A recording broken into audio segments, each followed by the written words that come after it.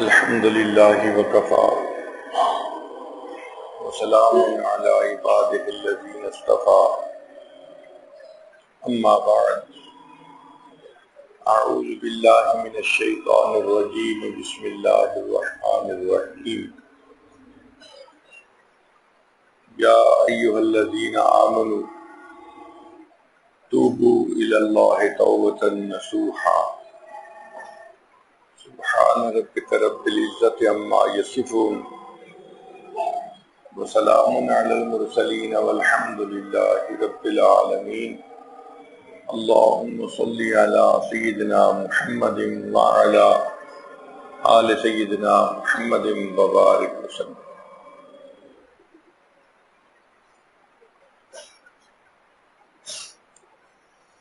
انسان جو کام بھی شریعت کے خلاف کرتا ہے اس کو گناہ کہتے ہیں، اور اس گناہ کا بدلہ انسان کو دنیا میں یا آخرت میں مل کے رہتا ہے۔ اللہ تعالیٰ کا قانون جزا اور سزا ایسا پکا ہے کہ انسان گناہ کے بد اثرات سے بچ نہیں سکتا۔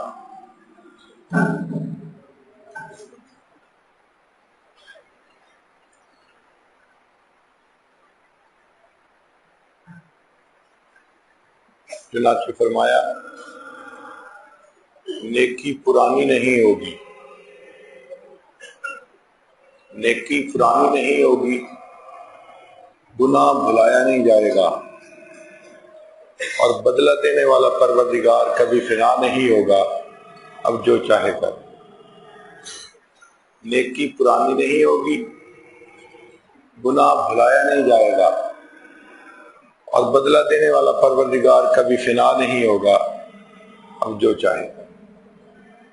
تو گناہ کا ارتکاب کرنے سے، گناہ کے بد اثرات سے بندہ نہیں بچ سکتا، بھلے کتنے کامیابی سے گناہ کرے، سمجھانے والا کوئی نہیں، روکنے والا کوئی نہیں، گناہ کرنے میں کوئی رکاوٹ نہیں، مگر ایسا بندہ بھی گناہ کے بد اثرات سے نہیں بچ سکتا۔ گناہوں کے کچھ اثرات میں سے ایک تو یہ ہے کہ جو بندہ گناہ کا ارتکاب کرتا ہے اس کا نیکی کرنے کو دل نہیں چاہتا، نماز پڑھنے کو دل نہیں چاہتا، مسجد آنے کو دل نہیں چاہتا، نیک لوگوں کی محفل میں آنے کو دل نہیں چاہتا، نیکی سے دل گھبراتا ہے، نیکی بوجھ نظر آتی ہے۔ یہ پہلا اثر ہے جو بندہ محسوس کرتا ہے۔ اور دوسرا اثر یہ ہے کہ انسان کا دل پریشان رہتا ہے، مال دولت بھی ہے، دنیا کے عہدے بھی ہیں، اختیارات بھی ہیں، مگر دل پریشان۔ اللہ تعالیٰ ایسے بندے کو دل کے سکون سے محروم فرما دیتے ہیں۔ گناہوں کا ایک تیسرا اثر کہ انسان کی دعائیں قبول نہیں ہوتی۔ چنانچہ بہت سارے لوگوں کو آپ نے شکوہ کرتے ہوئے سنا ہوگا، وہ جی ہماری تو دعا قبول ہی نہیں ہوتی۔ ہم اپنے گھروں میں دیکھتے ہیں جو بچہ ماں باپ کا فرما بردار ہو، اچھا پڑھتا ہو، کام کرتا ہو ماں باپ کے کہنے پہ، وہ اگر کوئی فرمائش کرے تو آدھا اس کے منہ سے بات نکلی ہوتی ہے، ہم فوراً پورا کرنے کے لیے تیار ہو جاتے ہیں۔ اور جو بچہ ضدی ہو، پڑھائی میں دلچسپی نہ لے، ماں باپ کا دل دکھائے اور ان کو ستائے، وہ بچہ کہتا بھی رہے کہ مجھے فلاں چیز لے کے دے دو، ہم سنی انسنی کر دیتے، سنتے ہی نہیں گیا۔ اسی طرح جو بندہ اللہ کی نافرمانی کرتا ہے، اللہ تعالیٰ بھی اس کی دعا سنی انسنی کر دیتے ہیں۔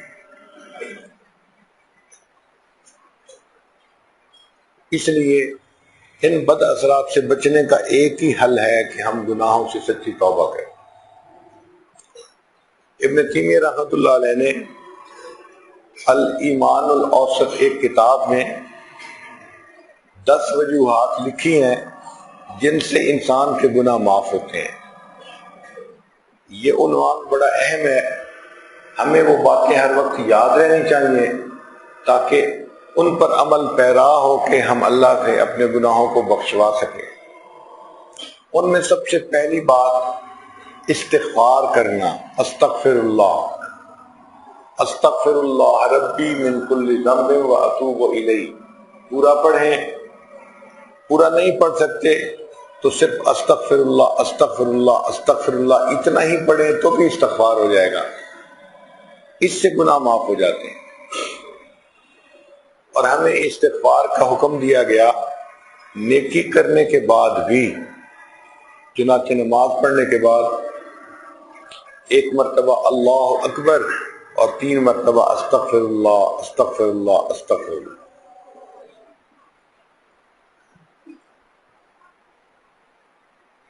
انسان تہجد کی نماز پڑھتا ہے، کتنی بڑی عبادت ہے، لیکن تہجد کے بعد بھی استغفار۔ چنانچہ اللہ تعالیٰ اپنے پیارے مقبول بندوں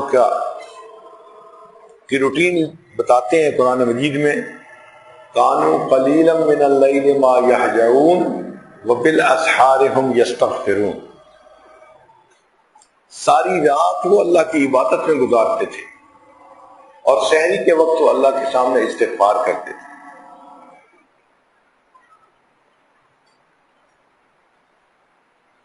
اللہ کے پیارے حبیب صلی اللہ علیہ وسلم نے کتنی بھرپور عبادت والی زندگی گزاری، مگر آخری عمر کے حصے میں وحی آئی کہ اے میرے محبوب صلی اللہ علیہ وسلم فسبح بحمد ربک واستغفر، رب کے نام کی تسبیح کیجئے اور استغفار کیجئے۔ اللہ اکبر! اگر اللہ تعالیٰ اپنے حبیب صلی اللہ علیہ وسلم کو استغفار کا حکم فرماتے ہیں تو ہمارے لیے پھر استغفار کرنا کتنا ضروری ہے۔ استغفار کے بڑے فوائد ہیں۔ حضرت حسن رضی اللہ تعالیٰ عنہ تشریف فرما تھے، ایک آدمی آیا، حضرت بڑا خطا کار ہوں، گناہگار ہوں، کوئی عمل بتا دیں کہ گناہ معاف ہو جائیں۔ فرمایا استغفار کرو۔ ایک آدمی آیا، حضرت بارش نہیں ہوئی، کوئی عمل بتائیں۔ فرمایا استغفار کرو۔ ایک آدمی آیا، حضرت بڑا غریب ہوں، قرضے سر پہ چڑھ گئے ہیں، کوئی عمل بتائیں۔ فرمایا استغفار کرو۔ ایک آدمی آیا، بیٹا نہیں ہوتا، اولاد نرینہ کی تمنا ہے، کوئی عمل بتائیں۔ فرمایا استغفار کرو۔ ایک بندہ آیا کہ باغ ہے، جی چاہتا ہے کہ پھل زیادہ ہو، کوئی عمل بتائیں۔ فرمایا استغفار کرو۔ ایک بندہ آیا، جی دعا کیجئے میری زمین میں سے پانی نکل آئے۔ فرمایا استغفار کرو۔ اب جو بندہ بیٹھا تھا وہ حیران، حضرت آپ کے ہاتھ تو عجیب نسخہ لگ گیا، جو کوئی اپنا پرابلم لے کے آتا ہے ایک ہی جواب، استغفار کرو استغفار کرو۔ تو حسن رضی اللہ عنہ نے فرمایا کہ میں اپنی طرف سے نہیں بتا رہا، اللہ رب العزت نے قرآن مجید میں یہ نسخہ بتایا ہے۔ اللہ فرماتے ہیں استغفروا ربکم انہ کان غفارا، تو دیکھو بخشش کا وعدہ، یرسل السماء علیکم مدرارا، بارش برسائیں گے، ویمددکم باموال، اور اللہ تمہاری مدد کرے گا مال کے ذریعے سے، وبنین، اور بیٹوں کے ذریعے سے، ویجعل لکم جنات، اور اللہ تعالیٰ تمہیں باغ عطا فرمائے گا، ویجعل لکم انہارا، اور اللہ تعالیٰ تمہاری زمین سے پانی کے چشمے جاری فرما دے گا۔ تو قرآن مجید کی آیت ہے، آپ غور کریں، ہماری اکثر پریشانیاں انہی 4-5 نقطوں کے اندر ہوتی ہیں، تو ہمیں تو کوئی اور عمل کرنے کی ضرورت ہی نہیں ہے، صرف استغفار کرتے رہیں تو قرآن مجید کے مطابق ہماری پریشانیاں دور ہو جائیں۔ حدیث مبارکہ میں ہے، قیامت کے دن جو انسان اپنے نامہ اعمال میں زیادہ استغفار پائے گا وہ بڑا خوش انسان ہوگا۔ تو ہمیں کثرت سے استغفار کرنی چاہیے۔ کتابوں میں ایک مزے کا واقعہ لکھا ہوا ہے کہ ایک مرتبہ امام احمد بن حنبل رحمۃ اللہ علیہ نے ایک دوسرے شہر جانا تھا، تو حضرت نے سوچا کہ مجھے کوئی ساتھی لے جانے کی تو ضرورت نہیں، میں خود ہی ایک چھوٹا سا سامان کا گٹھڑ باندھ لیتا ہوں اور سفر کر کے آ جاؤں گا، اس طرح کہ کسی کو پتہ بھی نہ چلے۔ یہ اکابرین چھپتے تھے کہ کسی کو پتہ ہی نہ چلے اور ہم کام کر کے آ جائیں۔ چنانچہ انہوں نے سامان لیا اور چل پڑے۔ راستے میں ایک جگہ رات آ گئی تو سوچا مسجد میں جاتا ہوں، عشاء کی نماز پڑھوں گا اور باقی رات مسجد میں ہی گزاروں گا، صبح پھر سفر کر لوں گا۔ جب نماز پڑھ لی تو مسجد کا مؤذن آیا اور اس نے آ کے کہا کہ بڑے میاں آپ یہاں سے جائیں، مجھے مسجد کا حال بند کرنا ہے، تالا لگانا ہے، اور میں اس وقت تک بند نہیں کر سکتا جب تک آپ یہاں بیٹھے ہوئے ہیں۔ تو امام احمد بن حنبل رحمۃ اللہ علیہ ہال میں سے اٹھ کے باہر صحن میں آ کے بیٹھ گئے۔ مؤذن نے پھر چیخنا شروع کر دیا، بڑے میاں آپ نے میری بات نہیں سنی، دیر ہو رہی ہے، مجھے مسجد کو بند کرنا ہے، آپ جائیں یہاں سے۔ اب امام صاحب کا دل چاہتا تھا کہ مسجد میں رات گزاریں۔ اس نے جب دیکھا کہ بڑے میاں سستی دکھا رہے ہیں تو وہ اور غصے ہوا، آپ اگر نہیں جائیں گے تو میں آپ کا سامان باہر پھینک دوں گا اور آپ کو دھکے دے کے نکالوں گا۔ جب مؤذن نے اس طرح سختی سے بات کی تو امام صاحب بڑے حیران، یا اللہ کیا آپ مجھ سے ناراض ہیں جو آپ کا بندہ مجھے آپ کے گھر میں بیٹھنے ہی نہیں دیتا، باہر نکال رہا ہے؟ تو امام صاحب مسجد سے باہر آ گئے، مؤذن نے تالا لگا دیا۔ مسجد کے دروازے کے ساتھ ایک تنور لگا ہوا تھا، وہاں پہ ایک نوجوان تھا جو روٹیاں پکاتا تھا، اس کو نان بائی کہتے ہیں، جو نان بناتا ہے۔ تو امام صاحب نے سوچا سردی ہے، میں کہیں اور جاؤں، اس سے بہتر ہے کہ اسی نان بائی کی دکان پہ اس کے ساتھ بیٹھ جاتا ہوں، یہاں پر وقت بھی گزر جائے گا اور میں فجر پڑھ کے یہاں سے پھر سفر شروع کروں گا۔ تو امام صاحب نے نان بائی سے پوچھا، بھائی میں یہاں بیٹھ سکتا ہوں؟ اس نے کہا جی ضرور بیٹھ جائیے۔ اب امام صاحب جب بیٹھ گئے وہ اپنا روٹیاں پکاتا رہا، تو امام صاحب نے ایک عجیب بات دیکھی کہ وہ نوجوان آٹے سے پیڑے کا آٹا توڑتا تو استغفر اللہ پڑھتا، پھر اس کی روٹی بناتا، استغفر اللہ پڑھتا، پھر روٹی کو تنور کے اندر لگاتا، استغفر اللہ پڑھتا، پھر جب روٹی پکنے کے بعد باہر نکالتا تو استغفر اللہ۔ ہر سٹیپ پہ وہ استغفر اللہ پڑھتا جا رہا تھا۔ جب بہت دیر تک اس کو اس طرح استغفر اللہ پڑھتے دیکھا تو امام صاحب نے مسکرا کے اس کو دیکھا۔ نوجوان پوچھنے لگا، بڑے میاں آپ کیوں منہ پہ مسکرا کے دیکھ رہے ہیں؟ حضرت نے فرمایا کہ آپ ہر سٹیپ کے اوپر استغفار پڑھ رہے ہیں، اور اس چیز نے میرے دل کو خوش کیا کہ آپ اتنا کثرت سے استغفار پڑھنے والے نوجوان ہیں۔ وہ کہنے لگا، ہاں میرا پچھلے 10 سال سے یہ معمول ہے کہ میں ہر سٹیپ کے اوپر استغفار ہر وقت پڑھتا رہتا ہوں۔ امام صاحب اور حیران ہوئے۔ پھر وہ کہنے لگا کہ میں نے اس استغفار کی ایک برکت دیکھی ہے کہ میری ہر دعا قبول ہوتی ہے، اللہ نے مجھے مستجاب الدعوات بنا دیا ہے۔ تو جب اس نے کہا کہ اللہ نے مجھے مستجاب الدعوات بنا دیا ہے تو امام صاحب نے کہا کہ تیری ہر دعا قبول ہوتی ہے؟ وہ سوچ کے کہنے لگا، ہاں ان 10 سالوں میں میری ہر دعا قبول ہوئی، البتہ ایک دعا ہے جو قبول ہونی باقی ہے۔ پوچھا کون سی؟ کہنے لگا کہ میں نے امام احمد بن حنبل کا بڑا نام سنا تھا، بڑے عالم تھے، اور دل میں تمنا تھی کہ کبھی ان سے ملاقات ہو، میں کام کی وجہ سے یہاں سے تو ادھر ادھر جا نہیں سکتا، تو میں نے دعا مانگی ہوئی ہے، اللہ امام احمد بن حنبل سے میری ملاقات کروا دینا۔ جب اس نے یہ کہا تو امام صاحب نے اس کو گلے لگایا، فرمایا مبارک ہو، اللہ نے تیری اس دعا کو بھی قبول فرما لیا۔ اور پھر فرمایا کہ اب مجھے بات سمجھ میں آئی، اگر میں مسجد کے اندر رات گزار کے چلا جاتا تو میری آپ سے ملاقات نہ ہوتی۔ اللہ نے مؤذن کو ترشرو بنا دیا وہ میرے ساتھ سختی کرتا رہا اور اس نے مجھے دھکے دے کے باہر نکالا اور مجھے آپ کی دکان پہ بیٹھنا پڑا، حقیقت میں اللہ میری آپ سے ملاقات کروانا چاہتے تھے۔ تو استغفار کرنے سے انسان مستجاب الدعوات بن جاتا ہے، اس لیے استغفار کی کثرت کرنی چاہیے۔ بہت سارے زندگی کے مسئلے خود بخود حل ہو جاتے ہیں اگر انسان اللہ کے سامنے کثرت کے ساتھ استغفار کرنے والا ہو۔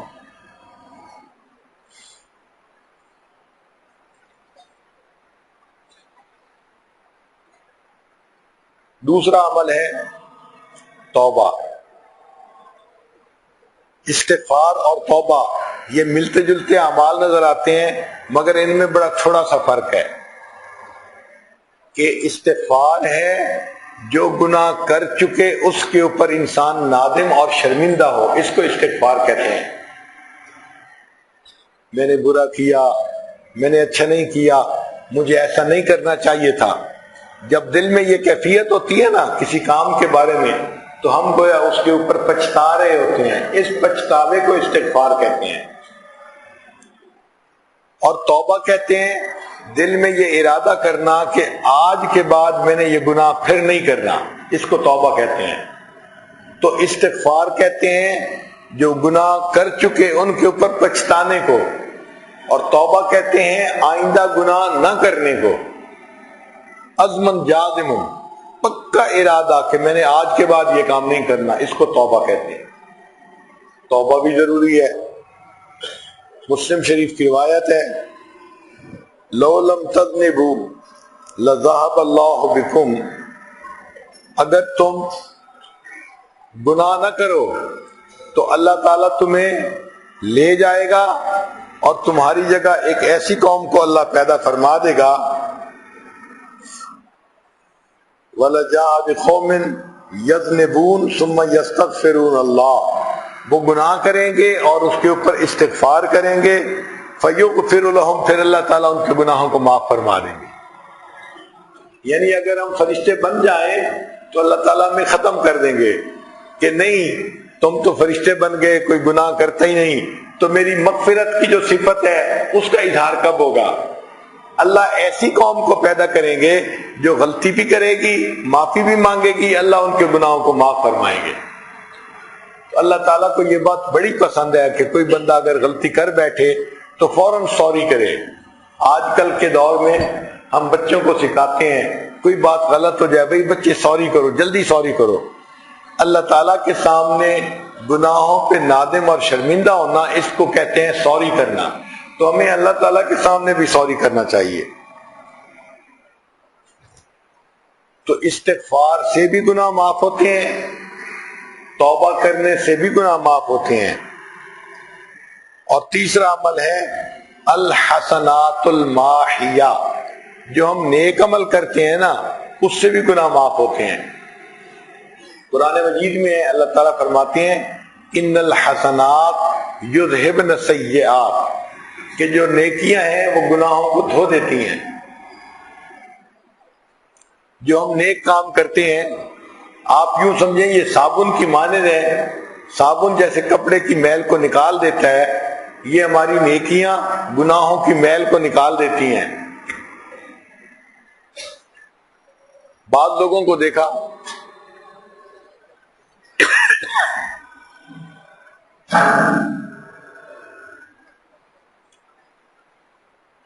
بعض لوگوں کو دیکھا کہ اگر وہ گناہ نہیں چھوڑ سکتے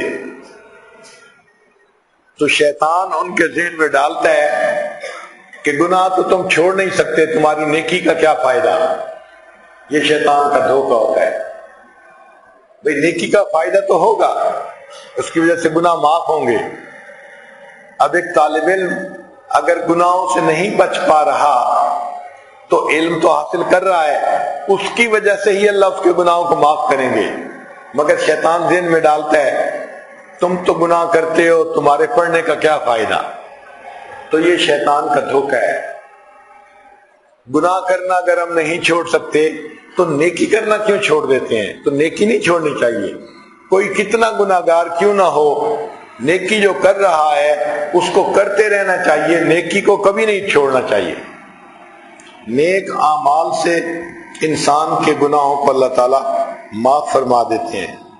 اس لیے حدیث پاک میں آتا ہے جو آدمی 5 نمازیں پڑھتا ہے اس کی مثال ایسے ہے کہ جیسے ایک شخص کے دروازے پر نہر ہو اور وہ دن میں 5 مرتبہ غسل کرے، تو نبی علیہ السلام نے فرمایا بتاؤ اس کے جسم پر میل کچیل باقی رہے گی؟ فرمایا جو 5 دفعہ نہائے تو میل کچیل تو نہیں رہ سکتی۔ اسی طرح جو بندہ 5 نمازیں جماعت کے ساتھ پڑھ لیتا ہے اللہ تعالیٰ اس کے گناہوں کو دھو دیتے ہیں، گناہوں کی میل کچیل ختم ہو جاتی ہے۔ تو نیک اعمال زیادہ سے زیادہ کرنے چاہیے تاکہ اس کی وجہ سے ہمارے گناہ معاف ہو جائیں۔ پھر چوتھا عمل جس کی وجہ سے گناہ معاف ہوتا ہے دعاء المؤمنین للمؤمن۔ ایمان والے بندے جب دوسرے کے لیے دعا کرتے ہیں نا تو ان کی دعاؤں سے بھی اللہ اس بندے کے گناہ کو معاف کر دیتے ہیں۔ لہذا یہ بھی ایک اچھا عمل ہے کہ انسان دوسروں کو دعا کے لیے کہے۔ حضرت عمر لانو عمرے پہ جا رہے تھے تو نبی علیہ السلام نے فرمایا اے بھائی ہمیں اپنی دعاؤں میں نہ بھولنا۔ اللہ کے محبوب صلی اللہ علیہ وسلم نے فرمایا، یہ امت کے لیے تعلیم تھی، اے بھائی ہمیں اپنی دعاؤں میں نہ بھولنا۔ تو ہمیں بھی عادت بنانی چاہیے، دوسروں کو دعاؤں کے لیے ضرور کہنا چاہیے۔ اگر اس نے دعا کر دی تو اللہ تعالیٰ گناہوں کو معاف فرما دیں گے۔ حدیث مبارکہ میں ہے اگر ایک دوست کے پیٹھ پیچھے کوئی دوسرا دوست دعا مانگتا ہے اللہ تعالیٰ اس کی دعا کو رد نہیں فرماتے، قبول کر لیتے ہیں، کیونکہ وہ اخلاص سے دعا مانگ رہا ہوتا ہے۔ ایک دوسرے کے لیے دعائیں مانگنا یہ ایک اچھا عمل ہے، کرنا چاہیے۔ مسلم شریف کی روایت ہے ما من رجل مسلم یموت فیقوم علی جنازتہ 40 رجلا لا یشرکون باللہ شیئا الا شفعهم اللہ فیہ۔ اگر کوئی بندہ فوت ہو جاتا ہے اور 40 ایمان والے بندے اس کا جنازہ پڑھ لیتے ہیں تو جنازہ پڑھنے والوں کی وجہ سے اللہ میت کے گناہوں کو معاف فرما دیتا ہے۔ تو دیکھیے دوسروں کے استغفار کرنے پر بھی گناہ معاف ہو گئے، ان کی دعاؤں پر گناہ معاف۔ اس لیے ایمان والوں کو دعا سکھائی گئی کہ جو بندے گزر گئے ان کے لیے مغفرت کی دعا مانگیں کہ ربنا اغفر لنا ولاخواننا الذین سبقونا بالایمان۔ اے اللہ جو ہم سے پہلے ایمان والے گزر چکے ان کی بھی مغفرت فرما دے، ہماری بھی مغفرت فرما دے۔ تو دعائیں کرنی بھی چاہیے، دعائیں کروانی بھی چاہیے۔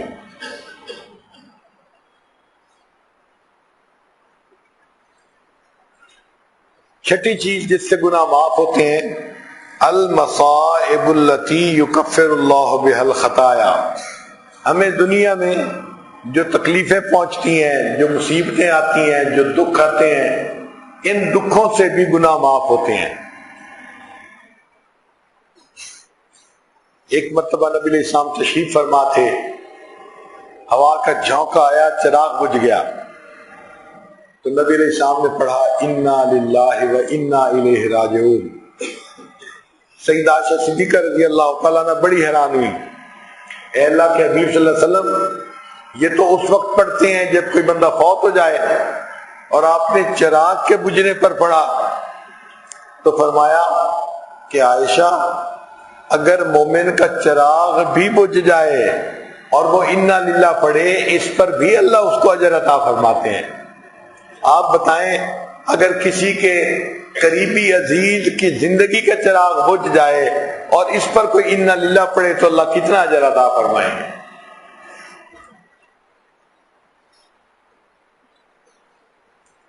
اس لیے دنیا میں اگر غم تکلیف ملے تو صبر کرنا چاہیے، شکوہ نہیں کرنا چاہیے، کیونکہ گناہ معاف ہوتے ہیں اس کے ذریعے سے۔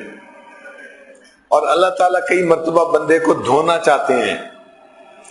بچہ جب میلا زیادہ ہو جاتا ہے نا تو ماں اس کو پھر نہلاتی ہے، بچہ روتا رہے پرواہ نہیں کرتی، اس کو صابن لگاتی ہے اور دھوتی ہے، صاف کرتی ہے۔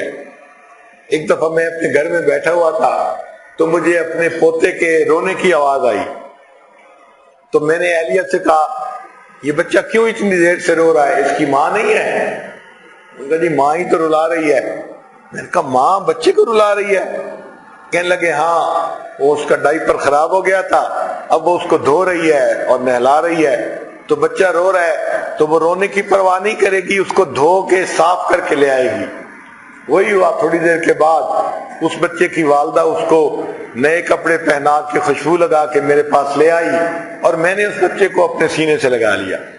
اس دن بات سمجھ میں آئی کہ جس طرح بچہ نجس ہو جاتا ہے تو ماں دھو کے اس کو سینے سے لگا لیتی ہے، اسی طرح بندہ جب گناہوں کی وجہ سے دل کو نجس کر لیتا ہے، اللہ مصیبتوں کے ذریعے اس کے دل کو دھو لیتے ہیں اور پھر اس کو اپنی رحمت پہ جگہ عطا فرما دیتے ہیں۔ اس لیے دنیا کی پریشانیاں اگر آ بھی جائیں خود مانگنی نہیں چاہیے، ہم کمزور ہیں، دعا یہی مانگنی چاہیے کہ اللہ ہمیں آزمائشوں سے بچائے رکھنا، ہم امتحان کے قابل نہیں ہیں، اے اللہ ہم ناپ تول کے قابل نہیں ہیں، دعا یہی مانگنی چاہیے۔ لیکن اگر کوئی پریشانی آ جائے تو اس پہ واویلا نہیں مچانا چاہیے، صبر کرنا چاہیے، صبر کرنے سے گناہ معاف ہو جاتے ہیں۔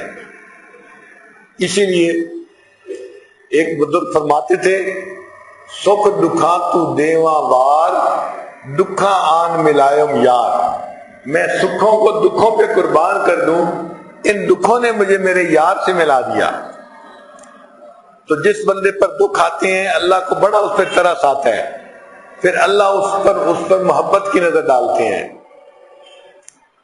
امام ربانی مجد الفسانی رحمۃ اللہ فرماتے ہیں کہ دکھ کی حالت میں انسان کی ترقی اتنی جلدی ہوتی ہے کہ سکھ کی حالت میں اتنی ترقی ہو ہی نہیں سکتی۔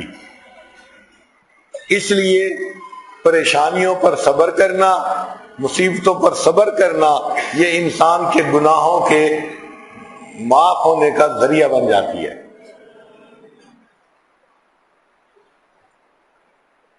کتابوں میں ایک عجیب واقعہ ہے، ایک بزرگ تھے، ان کی عمر کافی زیادہ تھی، آپ یوں سمجھے کہ 80 سال عمر تھی، اور ان کی اہلیہ ان سے کوئی 4-5 سال چھوٹی ہوں گی، تو وہ بھی بوڑھی تھی۔ وہ آئیں اور کہنے لگی کہ میرے دل میں بڑی تمنا ہے کہ مجھے نبی علیہ الصلوۃ والسلام کی زیارت نصیب ہو، اور اس کے لیے میں نے بہت درود شریف بھی پڑھے ہیں، دعائیں بھی مانگی ہیں، نمازیں بھی پڑھی ہیں، مگر مجھے ابھی واضح طور پر زیارت نصیب نہیں ہوئی، دل میں حسرت باقی ہے، تو پلیز آپ کو کوئی عمل آتا ہے تو آپ بتا دیں، میں وہ بھی کر لیتی ہوں کہ مجھے نبی علیہ السلام کی زیارت نصیب ہو جائے۔ ان بزرگوں نے کہا اچھا میں جو کہوں گا کرو گی؟ اس نے کہا جی جو آپ فرمائیں گے میں وہ کروں گی۔ ان کا کل جمعے کا دن ہے، کل ایسے کرنا کہ اپنے پرانے کپڑے نکالنا جو دلہن کے وقت کے تھے، اور بالکل نہا دھو کے میک اپ کر کے دلہن والے کپڑے پہن کے زیورات پہن کے بیٹھنا، جب میں جمعہ پڑھ کے آؤں تو تمہیں بالکل دلہن کی طرح دیکھوں۔ وہ سادہ عورت تھی، اعتماد کیا کہ میرے میاں مجھے کہہ رہے ہیں۔ چنانچہ جب ہسبینڈ جو تھے وہ جمعہ پڑھنے گئے تو بیوی نے غسل کیا اور اس نے اپنے دلہن کے زمانے کے کپڑے نکالے اور وہ گوٹے کناری کے کپڑے پہن لیے اور زیورات بھی پہن لیے۔ اب میک اپ کر کے جب وہ تیار ہو کے بیٹھ گئی تو ان کے ہسبینڈ جو تھے انہوں نے جمعہ کی نماز پڑھی، اور جمعہ کی نماز پڑھ کے اپنی بیوی کے بھائی کے گھر چلے گئے اور اس کو کہا کہ آؤ ذرا میرے گھر میں اور اپنی بہن کا انداز دیکھو کیا ہے۔ تو بھائی آیا اور اس نے آ کے اپنی بہن کو دیکھا، 75 سال کی بڑھیا، منہ میں دانت نہیں، پیٹ میں آنت نہیں، اور دلہن بن کے بیٹھی ہوئی ہے۔ تو بھائی ہوتے ہیں، تو بھائی نے ڈانٹا کہ آپ اس عمر میں یہ جو ہے نا وہ لڑکیوں والے کام کر رہی ہو، فلاں ہے، تمہیں شرم نہیں آتی، تمہیں حیا آنی چاہیے۔ جب بھائی نے ڈانٹا تو وہ تو بہت غمزدہ، روئی بہت روئی۔ اب اسے سمجھ نہیں آتی تھی کہ میرے ہسبینڈ نے خود تو مجھے کہا کہ دلہن بن کے بیٹھو اور خود ہی میری شکایت بھی لگا دی۔ خیر وہ بیچاری روتے روتے سو گئی۔ اللہ کی شان کے نیند میں اس کو نبی علیہ السلام کی زیارت نصیب ہو گئی۔ اب جب آنکھ کھلی تو خوش بھی ہے اور غمزدہ بھی ہے۔ خوش اس بات پہ کہ زیارت نصیب ہو گئی، اور غمزدہ اس بات پہ کہ میرے ہسبینڈ نے میرے ساتھ کیا ایسا معاملہ کیا، کیوں ایسا کیا۔ تو اس نے پھر پوچھا کہ جی میں خوش تو ہوں کہ زیارت نصیب ہو گئی، مگر یہ بتائیں کہ آپ نے میرے ساتھ ایسا کیوں کیا؟ خود تو کہا کہ دلہن بنو، اور خود میرے بھائی کو شکایت لگائی۔ انہوں نے کہا اللہ کی بندی، میں دیکھتا ہوں کہ آپ نیکی کی زندگی گزارتی ہیں، نمازوں میں، تلاوت میں، اعمال میں ہر وقت مصروف رہتی ہیں، لیکن آپ کی ایک تمنا پوری نہیں ہوئی۔ تو میرے دل میں خیال آیا کہ یہ تمنا تب پوری ہوگی جب آپ کا دل دکھے گا، اور جو دکھی بندہ ہوتا ہے اس کے دل پہ اللہ کی خاص نظر ہوتی ہے۔ تو میں نے آپ کو تو کہا کہ دلہن بن کے بیٹھو، اور آپ کے بھائی کو کہہ دیا کہ وہ آ کے آپ کو ڈانٹے گا اور آپ کا دل دکھے گا، اور اس طرح اللہ کی رحمت ہوگی۔ لو میرا نسخہ کامیاب رہا، آپ کا دل ٹوٹا، مگر آپ کو اللہ کے حبیب صلی اللہ علیہ وسلم کی زیارت تو نصیب ہو گئی۔ تو بندے کا جب دل ٹوٹتا ہے نا، پھر اللہ تعالیٰ کی رحمت کی خاص نظر اس کے اوپر ہوتی ہے۔ اس لیے غموں میں، پریشانیوں میں انسان کو بے صبر نہیں بننا چاہیے۔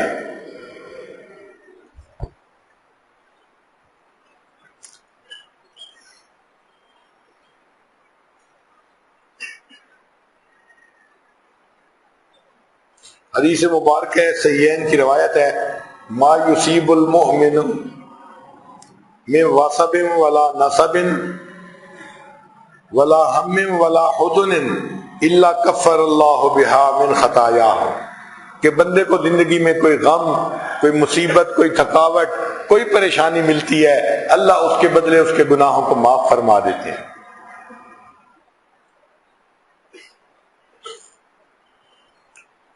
حدیث پاک میں آتا ہے جب کوئی بندہ بیمار ہوتا ہے، اللہ تعالیٰ فرشتوں کو بلا کر فرماتے ہیں میرا یہ بندہ بیمار ہے، اب یہ درد کی وجہ سے اگر کراہے گا تو کراہنے کی آواز پر اس کے نام اعمال میں سبحان اللہ اور الحمدللہ کا ذکر کرنے کا ثواب لکھا جائے۔ مریض کرا رہا ہے اور ثواب سبحان اللہ الحمدللہ کا لکھا جا رہا ہے۔ حدیث پاک میں ہے بندے کو بخار ہوتا ہے اور کئی مرتبہ وہ اس سے اس طرح شفا یاب ہوتا ہے کہ وہ گناہوں سے اس طرح پاک ہوتا ہے جیسے اس دن پاک تھا جب اس کی والدہ نے اس کو جنم دیا تھا۔ تو بیماری کی وجہ سے گناہ معاف، پریشانی کی وجہ سے گناہ معاف۔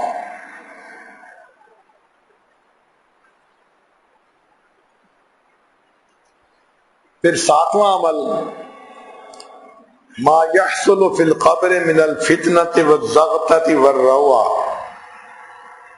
مومن جب قبر میں جاتا ہے تو قبر میں اس کو زغطہ قبر پیش آتا ہے، یعنی قبر دباتی ہے، اور اس زغطہ قبر پیش آنے پر بھی اس کے گناہوں کو معاف کر دیا جاتا ہے۔ حدیث پاک میں آتا ہے کہ یہ زغطہ قبر ہر مومن کو پیش آئے گا، کوئی بچے گا نہیں۔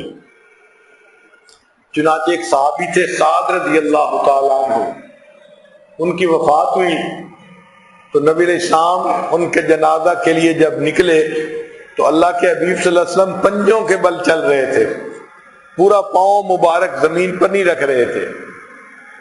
ایک صحابی نے پوچھا اے اللہ کے حبیب صلی اللہ علیہ وسلم آپ پنجوں کے بل کیوں چل رہے ہیں؟ نبی علیہ السلام نے فرمایا سعد کی نماز جنازہ میں شرکت کے لیے آسمان سے اتنے فرشتے اتر پڑے ہیں کہ مجھے زمین پر پاؤں رکھنے کی جگہ نہیں مل رہی۔ اتنے فرشتے سعد کی نماز جنازہ پڑھنے کے لیے اتر آئے ہیں۔ پھر نبی علیہ السلام نے فرمایا کہ سعد کی موت پر اللہ کا عرش بھی 3 دن تک روتا رہا۔ اب جس صحابی کی بات وفات پہ اللہ کا عرش بھی 3 دن روتا رہے وہ کتنے درجے والے بندے ہوں گے۔ اور ان کا جنازہ اللہ کے حبیب صلی اللہ علیہ وسلم نے پڑھایا اور ان کو قبر میں لٹایا، اور لٹانے کے بعد نبی علیہ السلام نے فرمایا سعد کو بھی ضغط قبر پیش آیا۔ اگر اتنے بلند درجے والوں کو بھی ضغط قبر پیش آنا ہے تو ہم کس کھیت کی گاجر مولی ہیں؟ اس کا مطلب یہ کہ قبر میں جا کے ضغط قبر تو پیش آئے گا۔ اب یہ چیز عام آدمی کے دل کو پریشان کرتی ہے کہ بھئی قبر میں جا کے اس طرح ضغطہ پیش آیا تو یہ تو بہت تکلیف والی بات ہے۔ ہاں بھئی یہ ضغط قبر پیش آتا ہے اور اس کی ایک ریزن ہے۔ ریزن کیا ہے؟ آپ اگر کسی ریسٹورینٹ پہ کھانا کھائیں تو پھر بعد میں آپ کو پے کرنا پڑتا ہے، پیسے دینے پڑتے ہیں۔ کم کھانا کھایا تو کم پیسے، زیادہ کھانا کھایا تو زیادہ پیسے، بڑا آرڈر دیا تو بڑا بل بنا، چھوٹا آرڈر تو چھوٹا بل بنا، تو کھانے کے پیسے دینے پڑتے ہیں۔ اسی طرح مومن اس زندگی میں جو بھی جائز لذت حاصل کرتا ہے، چاہے وہ کھانے پینے کی لذت ہے، چاہے وہ میاں بیوی کی لذت ہے یا کوئی اور چیز ہے، جو لذت بھی دنیا میں حاصل کرتا ہے اس کی ایک قیمت ہوتی ہے اور وہ قیمت اس کو دینی پڑے گی۔ چنانچہ جب مومن کو موت آتی ہے تو قبر میں جب جاتا ہے تو اس کو جو ضغط قبر پیش آتا ہے وہ دنیا کی جائز لذتوں کے بقدر ہوتا ہے، ان کی کاسٹ پے کرتا ہے وہاں جا کے۔ اس لیے ہمارے بعض مشائخ جائز لذتوں سے بھی اپنے آپ کو روکتے تھے۔ میں نے اپنے والد گرامی کو دیکھا، میں چھوٹا بچہ تھا، بات کو پوری طرح نہیں سمجھتا تھا۔ والد صاحب کے سامنے کھانا آتا اور وہ ایک لقمہ لگاتے اور سالن والدہ بڑے مزے کا بنایا کرتی تھی، بہت ٹیسٹی سالن بناتی تھی۔ تو والد صاحب ایک لقمہ لینے کے بعد پانی کا گلاس اٹھاتے اور سالن کے اندر پانی ڈال دیتے ایک گھونٹ۔ میں چھوٹا بچہ تھا، مجھے بات سمجھ میں نہ آتی، میں ان سے پوچھتا ابو آپ ایسے کیوں کرتے ہیں؟ وہ چپ رہتے، مجھے جواب نہیں دیتے تھے، اور مجھے پوری زندگی یہ بات سمجھ میں نہیں آئی کہ ایسا کیوں کرتے ہیں۔ میں کہتا تھا امی نے اتنا ٹیسٹی سالن بنایا ہے اور آپ پانی ڈال کے اس کا ٹیسٹ ہی خراب کر دیتے ہیں۔ مگر والد صاحب جواب میں کہتے کچھ نہیں تھے، بس چپ رہتے تھے۔ جب والد صاحب کی وفات ہوئی تو والدہ نے پھر بتایا کہ بیٹا وہ یہ سمجھتے تھے کہ نفس تو ہمارا دشمن ہے، یہ ہمیں برائی کی طرف جو ہے لے جاتا ہے، ہم اس نفس کو لذتیں کس لیے دیں؟ اس لیے جب ٹیسٹی سالن ایک لقمہ کھا لیتے تھے تو اس میں پانی ڈال دیتے تھے کہ اس کا ٹیسٹ کم ہو جائے، نفس کو لذت نہ آئے، البتہ پیٹ بھر جائے۔ تو جائز لذتوں سے بھی اپنے آپ کو روکتے تھے۔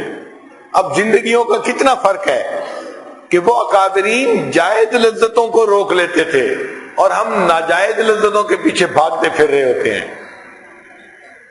تو بھائی ان لذتوں کی کاسٹ تو دینی پڑے گی نا، وہ ضغط قبر ہے، وہ پیش آنا ہی ہے۔ چنانچہ جو جتنا امیر ہوگا نرم بستروں پہ سوئے گا، اچھے کھانے کھائے گا، اچھے لباس پہنے گا، اچھی گاڑیوں میں جائے گا، اس کو وہاں ضغط قبر کی شکل میں پیمنٹ کرنی پڑے گی۔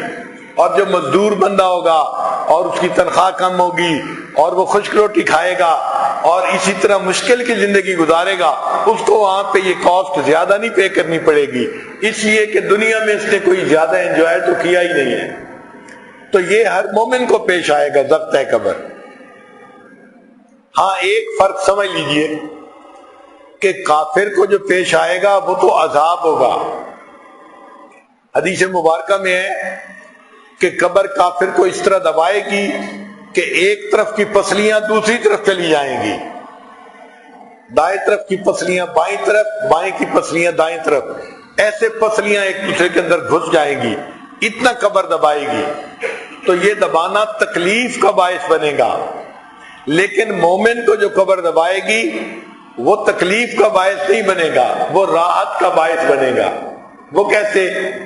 کہ آپ کے سر میں درد ہو تو آپ اپنی بیوی کو کہتے ہیں ذرا سر دبا دو، اب وہ جب ذرا سر دبا رہی ہوتی ہے تو آپ سے پوچھتی ہے کہ آپ ریلیکس فیل کر رہے ہیں؟ آپ کہتے ہیں ہاں مجھے اب ذرا سکون مل رہا ہے.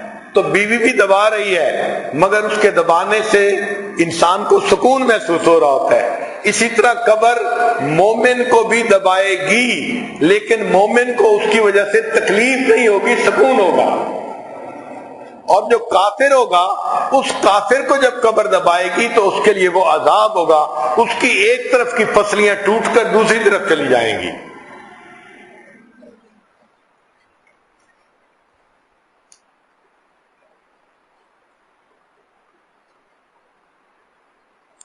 پھر 8واں عمل جس پر انسان کے گناہ معاف ہوں گے، احوال یوم القیامت وکربها وشدائدها. قیامت کے دن جب لوگ اللہ کے سامنے کھڑے ہوں گے اس وقت بڑی وحشت کا عالم ہوگا، بڑے خوف کا عالم ہوگا. ہر بندے کے اوپر خوف ہوگا کیونکہ بندے کو یہ نہیں پتا ہوگا میں بخشا جاؤں گا یا نہیں بخشا جاؤں گا. یہ پتا تو چلے گا جب حساب کتاب ہوگا. تو حساب کتاب سے پہلے تو ہر کوئی ڈر رہا ہوگا. امام غزالی رحمۃ اللہ نے لکھا ہے کہ جہنم کو پیش کیا جائے گا اور جہنم کے اندر سے انگارے اوپر کو اٹھیں گے اور وہ انسانوں کے اوپر گریں گے. اور انسانوں میں وہ فرماتے ہیں کہ کوئی نبی ایسے نہیں ہوں گے کہ جن کے دل پہ خوف نہ ہو کہ یہ انگارے کہیں میرے اوپر نہ آ کر گرے. انبیاء بھی اس وقت ڈر رہے ہوں گے. اب آپ سوچئے کہ جب انبیاء کرام جیسی عظیم ہستیاں بھی ڈر رہی ہوں گی کہ یہ انگارہ کہیں میرے اوپر آ کر نہ گرے تو پھر وہاں ہمارا کیا حال ہوگا. چنانچہ خوف ہوگا اور سورج کی گرمی بہت زیادہ ہوگی اور ہر بندہ اپنے گناہوں کے بقدر پسینے میں ڈوبا ہوا ہوگا. کسی کا پسینہ ٹخنوں تک، کسی کا گھٹنوں تک، کسی کا کمر تک، کوئی پورا کا پورا پسینے میں ڈوبا ہوا ہوگا.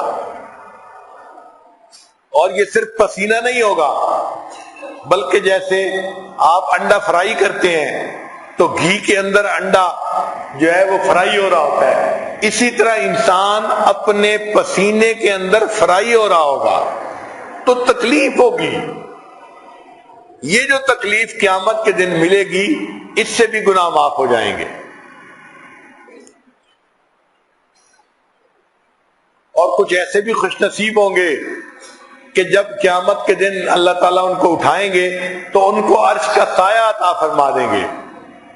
وہ عرش کے سائے میں ہوں گے اور خوشبو کے ٹیلوں کے اوپر بیٹھے ہوئے ہوں گے اور ان کو پتہ بھی نہیں چلے گا وقت گزرنے کا. یہ وہ لوگ ہوں گے کہ جو دنیا میں گناہوں سے پاک زندگی گزارنے والے تھے. ان میں سے ایک نوجوان کہ رجل ذکر اللہ خالیہ، وہ بندہ جو اللہ کا ذکر کرتا ہوگا اور اللہ کے سامنے حضوری کی وجہ سے آنکھوں میں آنسو آ جاتے ہوں گے، وہ بھی عرش کے سائے میں ہوگا. اور وہ مرد جس کو کوئی عورت اپنی طرف مائل کرے اور وہ کہہ دے کہ انی اخاف اللہ، میں اللہ سے ڈرتا ہوں، یہ مرد بھی عرش کے سائے میں ہوگا. اور جس عورت کو کوئی مرد گناہ کی طرف مائل کرے اور وہ کہہ دے کہ میں اللہ سے ڈرتی ہوں، یہ عورت بھی عرش کے سائے کے اندر ہوگی. اللہ تعالیٰ ہمیں بھی قیامت کے دن اپنے عرش کا سایہ عطا فرمائے اور ہمیں اس دن کے شدائد سے محفوظ فرمائے.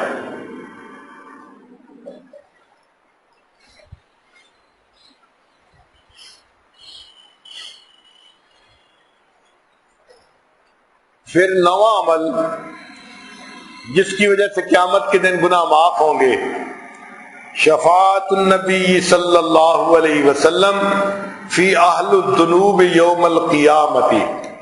قیامت کے دن اللہ کے پیارے حبیب صلی اللہ علیہ وسلم اپنے گناہگار امتیوں کی شفاعت فرمائیں گے اور اللہ کے محبوب صلی اللہ علیہ وسلم کی شفاعت کی وجہ سے اللہ ان کے گناہ معاف فرما دیں گے اور ان کو جنت عطا فرمائیں گے. تو اس لیے دعائیں کرنی چاہیے کہ اللہ تعالی ہمیں اپنے محبوب صلی اللہ علیہ وسلم کی قیامت کے دن شفاعت عطا فرمائے. حدیث مبارکہ ہے بخاری شریف کی، نبی علیہ السلام نے فرمایا شفاعتی لأہل الکبائر من امتی، کہ میری جو شفاعت ہوگی نا وہ نیکوں کے لیے نہیں گناہگاروں کے لیے ہوگی جو بڑے گناہ کرنے والے ہوں گے۔ ایک حدیث مبارک ہے، نبی علیہ السلام نے ارشاد فرمایا خیرت بین ان یدخل نصف امتی الجنہ وبین الشفاعۃ فاخترت الشفاعۃ فانها اعم واکثر۔ اللہ تعالیٰ نے مجھے اختیار دیا، اے میرے محبوب صلی اللہ علیہ وسلم ہم آپ کو چوائس دیتے ہیں، اگر آپ چاہیں تو ہم آپ کی آدھی امت کو بلا حساب جنت عطا فرما دیں گے، اور دوسرا اختیار یہ ہے کہ آپ جن کی شفاعت کریں گے ان کو جنت عطا فرما دیں گے۔ تو نبی علیہ السلام فرماتے ہیں فاخترت الشفاعۃ، میں نے شفاعت کو پسند کر لیا کہ میری شفاعت کی وجہ سے آدھی سے زیادہ امت کے لوگ گناہگار اللہ ان کو بھی جنت عطا فرما دیں گے۔ اور یہ شفاعت کس کو ملے گی؟ جو نبی علیہ السلام سے محبت رکھے گا، جو نبی علیہ السلام کی سنت پر محبت کے ساتھ محبت رکھے گا اور ہر کام کو سنت کے مطابق کرنے کی کوشش کرے گا، اس کو نصیب ہوگی۔ لہذا ہمیں سنتوں کا عاشق بننا چاہیے اگر ہم چاہتے ہیں کہ ہمیں نبی علیہ السلام کی شفاعت نصیب ہو جائے۔ آج آقا صلی اللہ علیہ وسلم پر درود شریف کثرت سے پڑھے اور نبی علیہ السلام کی جو ہے نا وہ سنتوں پر عمل کریں تاکہ قیامت کے دن نبی علیہ السلام کی شفاعت نصیب ہو سکے۔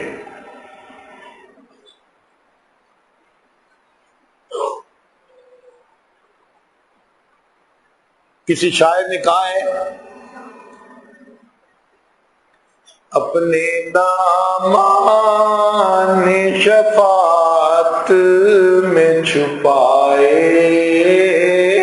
رکھنا۔ اے اللہ کے حبیب صلی اللہ علیہ وسلم، دنیا میں تو اللہ نے میرے گناہوں پہ پردے ڈال دیے اور میں گناہگار ہونے کے باوجود لوگوں میں نیک سمجھا جاتا ہوں، لوگ عزت احترام کرتے ہیں۔ اے اللہ کے محبوب صلی اللہ علیہ وسلم، اب قیامت کے دن آپ اپنے دامان شفاعت میں مجھے چھپا لینا، اپنے دامان شفاعت میں چھپائے رکھنا۔ میرے سرکار میری بات بنا رکھنا۔ میں نے مانا کہ گناہگار ہوں پر آپ کا ہوں، اس گناہگار سے سرکار نبھائے رکھنا۔ ہم نے گھروں میں دیکھا ہے جو لوگ نوکر ہوتے ہیں نا، پھر ان کی اولاد آگے نوکر بنتی ہے تو پھر وہ اچھے کام بھی کئی دفعہ نہیں کرتے، مگر مالکان جو ہوتے ہیں ان کا لحاظ کرتے ہیں کہ ان کے والدین بھی کام کرتے تھے، اب یہ نوجوان ہیں کام کرتے ہیں، اگرچہ کوتاہیاں کرتے ہیں چلو درگزر کر دو، تو نبھاتے ہیں ان کے ساتھ۔ تو شاعر بھی یہی کہتا ہے اے اللہ کے حبیب صلی اللہ علیہ وسلم، اگرچہ میں گناہگار ہوں لیکن آپ میرے ساتھ نبھائے رکھنا اور قیامت کے دن میری شفاعت فرما دینا۔ اور آخر پر فرمایا ذرہ خاک کو خورشید بنانے والے، اے اللہ کے حبیب صلی اللہ علیہ وسلم آپ تو ذرہ خاک کو چمکتا سورج بنانے والے ہیں۔ ذرہ خاک کو خورشید بنانے والے، خاک ہوں میں مجھے قدموں سے لگائے رکھنا۔ اے اللہ کے حبیب صلی اللہ علیہ وسلم میں بھی خاک کا ذرہ ہوں، مجھے بھی آپ اپنے قدموں سے لگائے رکھیے گا اور قیامت کے دن میری شفاعت فرما دیجیے گا۔ 10ویں چیز جس سے انسان کے گناہ معاف ہوں گے، فرمایا رحمت اللہ وعفوہ ومغفرتہ بلا سبب من العباد، کہ قیامت کے دن اللہ تعالی بغیر کسی سبب کے اپنے بندوں پر چونکہ مہربان ہے، رؤوف الرحیم ہے، ان اللہ بالناس لرؤوف الرحیم، اس رحمت اور رافت کی وجہ سے بلا کسی سبب کے اپنے بندوں کے گناہ معاف کر کے ان کو جنت عطا فرما دیں گے۔ امام غزالی رحمۃ اللہ نے بڑی تفصیل لکھی ہے، وہ فرماتے ہیں کہ کچھ لوگ ہوں گے اور جہنم کی آگ میں جل جل کے ان کے جسم سیاہ ہو چکے ہوں گے، پھر اللہ رب العزت کی رحمت متوجہ ہوگی اور اللہ تعالیٰ 3 لپیں بھریں گے۔ لپ بھرنا اس کو کہتے ہیں کہ جیسے گندم پڑی ہے، آپ یوں ہتھیلی میں لے کے اس کو دوسری طرف ڈال دیتے ہیں، اس کو لپ بھرنا کہتے ہیں۔ اب دیکھیں میرے جیسا ایک عام بندہ لپ بھرے تو گندم کے کئی ہزار دانے نہیں بلکہ ہزاروں دانے ایک جگہ سے دوسری جگہ منتقل ہو جاتے ہیں۔ اگر ایک بندے کی لپ اتنی ہے تو اللہ تعالیٰ کی لپ کتنی ہوگی، ذرا سوچنے کی بات ہے۔ اور اللہ تعالیٰ یوں جہنم سے لپ بھریں گے اور جہنمیوں کو جنت پہنچا دیں گے۔ اللہ اکبر، 1 2 3 لپیں بھریں گے، حدیث پاک میں آتا ہے۔ پھر ان کو ایک پانی سے نہانے کا حکم ہوگا کہ اغتسل فی ھذا الغدیر، اس تالاب کے اندر غسل کرو۔ وہ غسل کریں گے تو جسم ٹھیک ہو جائیں گے، تر و تازہ۔ پھر ان کو اللہ تعالیٰ جنت عطا فرمائیں گے۔ اب یہ جو جنتی جائیں گے ان کے ماتھے کے اوپر لکھا ہوگا اتقاء الرحمن، یہ وہ بندے ہیں جو اللہ کی رحمت کی وجہ سے بخشے گئے، یعنی جو سفارشی پاس ہو گئے، یوں سمجھ لیں۔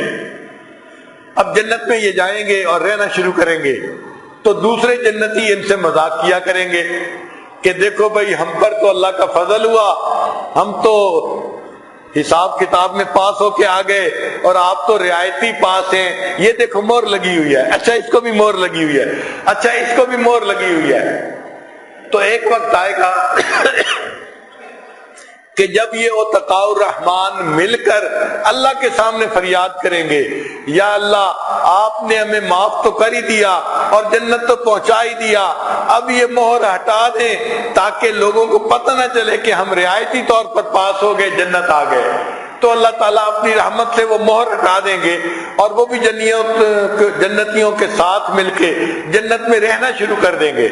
امام غزالی رحمۃ اللہ علیہ اس حدیث کو نقل کرنے کے بعد آگے لکھتے ہیں، اے کاش اللہ تعالیٰ مجھے قیامت کے دن ان اتقاء الرحمن میں ہی شامل فرما لیتے کہ تاکہ میں اللہ کی رحمت سے بخشش ہو کے جنت میں چلا جاتا۔